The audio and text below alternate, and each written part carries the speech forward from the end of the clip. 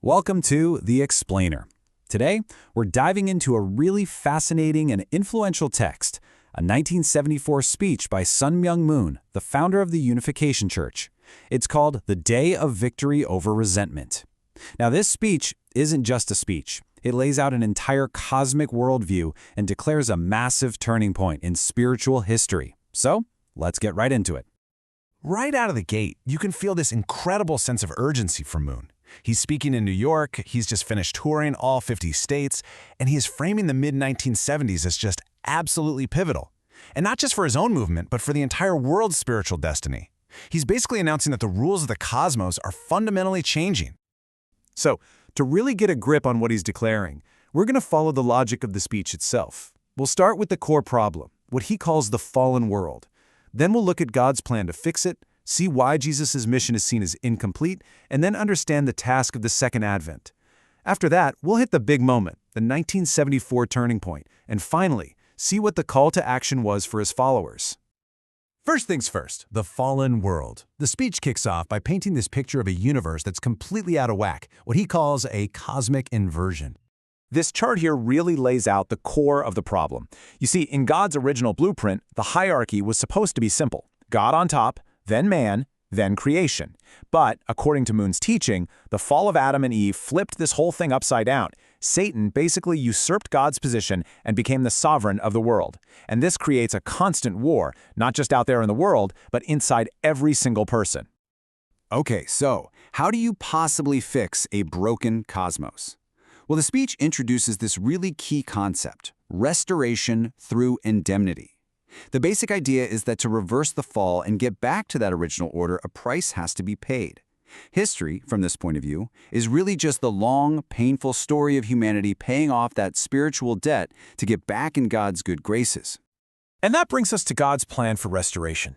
You know, the divine strategy to take the world back from satanic control. So get this, the entire plan hinges on one single person. Just like one man, Adam, caused the whole world to fall, one perfect man, the Messiah, is needed to reverse it. This person has to be able to act as a brand new, true human ancestor for everybody. This plan was designed to have a kind of ripple effect. It all starts with his own individual perfection. Then, this central figure is meant to restore a perfect family. And that family becomes the blueprint for the tribe, then the nation, and, finally, the entire world. It's a restoration that starts small and grows, all from one perfect seed. Okay, so if this is the big plan, you're probably asking yourself, well, where does Jesus fit into all this? The speech tackles this head-on, framing his mission as absolutely vital, but ultimately unfinished. Moon uses this really powerful analogy of grafting to explain the Messiah's role. He says all of humanity is like a wild olive tree, part of the fallen world. The Messiah is the true olive tree.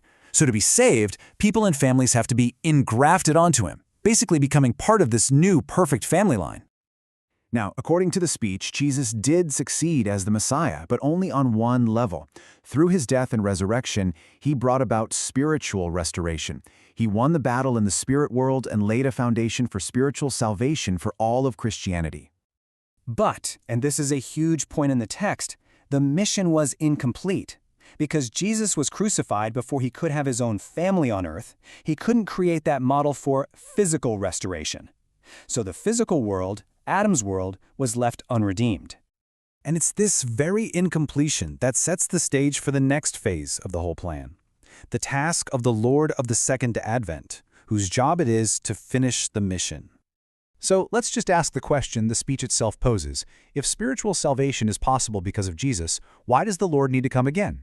I mean, what's left on the cosmic to-do list? The answer laid out here is crystal clear. The Lord of the Second Advent has to come as a man, in the flesh, not just as a spirit.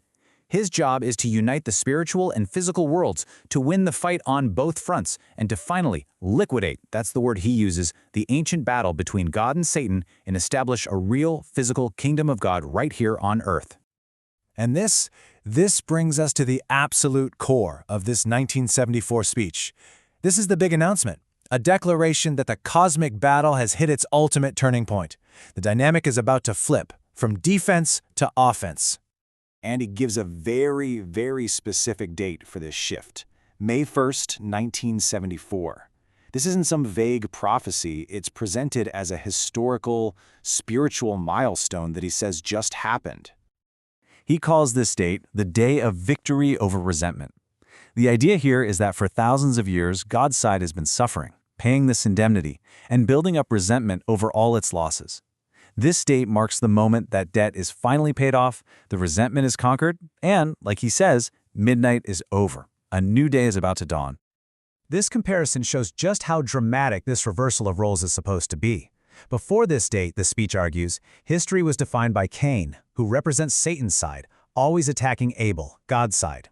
The good guys were always on defense, always getting sacrificed.